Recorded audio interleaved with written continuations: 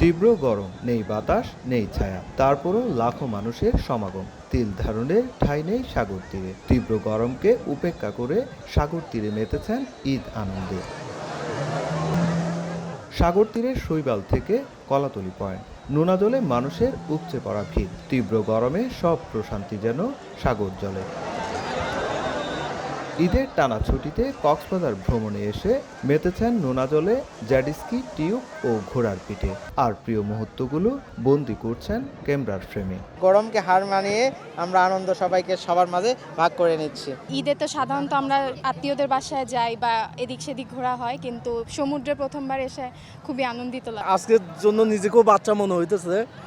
আর আমাদের first time ঘোড়া চড়া আর কি, মানে একটু ভয়ও লাগতেছে, তারপরে খুব মজা লাগতেছে, আনন্দ লাগতেছে। এর তো সবচেয়ে বড় আনন্দ সমুদ্রের মধ্যে গোসল করা, রাতের গর্জন শোনা, তারপরে এই যে এত মানুষের যে সমাহার, এইটা আমাদের সবচেয়ে বেশি ভালো লাগে। বিকাশে কম খরচে ক্যাশ আউটের লিমিট বেড়ে 50,000, প্রিয় এজেন্টও 2টা।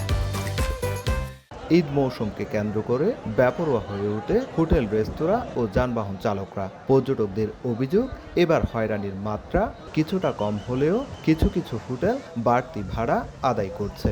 অফ টাইমে যখন আমরা আসি তখন এই রুমগুলোই দেখি আমরা 2,500 টাকার মধ্যে, কিন্তু সেই রুম হয়ে গেছে এখন 3 গুণ 4 গুণ হয়ে গেছে। পিক টাইমে একটু বেশি হবে, তাই বলে এমন নয় যে একেবারে আমাদের ধরাছোঁয়ার বাইরে চলে যাবে।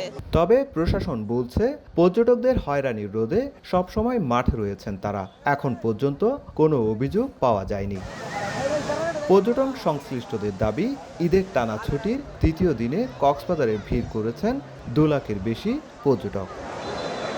ঈদের টানা ছুটিতে সৈকত শহর কক্সবাজারে ছুটে এসেছে লাখো পর্যটক। হয়রানিও কম হচ্ছে না, তারপরও আনন্দ আর উচ্ছ্বাসে মেতেছে ভ্রমণ পিপাসুরা। সুজাউদ্দিন রুবেল, সময় সংবাদ, কক্সবাজার।